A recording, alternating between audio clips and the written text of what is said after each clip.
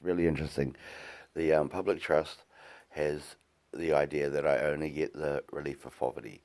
The court document says financial assistance and the relief of poverty. It comes down to one line and the word and.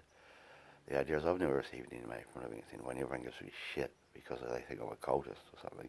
When I just lived in a big commune, which is sort of like a small castle, and you get a bit up yourself and stuff. But there's this other thing that's called the tabby nash.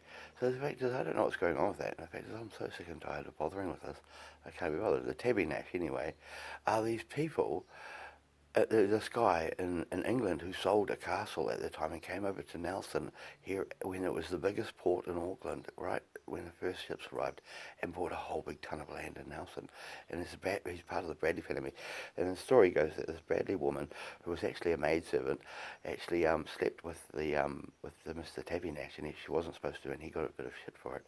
But the fact is, it's really silly how the Bradley family extends from the Tabby Nash directly, and it was a big castle in Nelson. I mean, in England, a big castle in England, and he bought a whole big bunch of land in Nelson. And it's quite a few generations ago. But I get the feeling that for some reason, the Bradleys and maybe the Callanans as well just get ripped the fuck off all the time. And it's really sad because I was living in a commune, and it was really nice and good fun, and yet it was called a cult.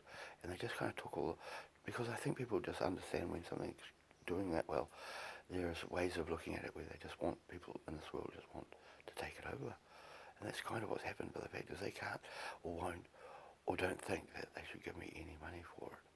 And the fact is it's just because, I mean, I grew up there the entire time, and it's a bit ridiculous to think that the court document actually says that I need, that it just specifically says financial assistance and the relief of poverty, and the public trust say is actually just the relief of poverty.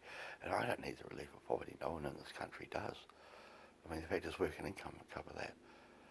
So the funny thing is, with all of this going on, I mean, it says 1.35 million is allocated. The idea is, I just think there's some big rip-off artist or some big up their nose fucking thing going on with fucking white people, you know.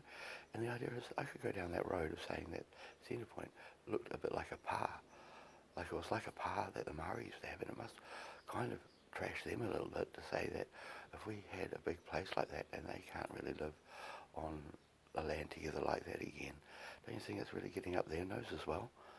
And I'm stuck in the middle of this, just being an ordinary Kiwi kid sort of a thing. And it's been my entire life now, and I'm sick and tired. I really just don't want to live anymore. But I will live on, you know. I will keep going. I'm not about to hurt myself. I've tried that a few times. It's just a bit too much for a person to have to deal with.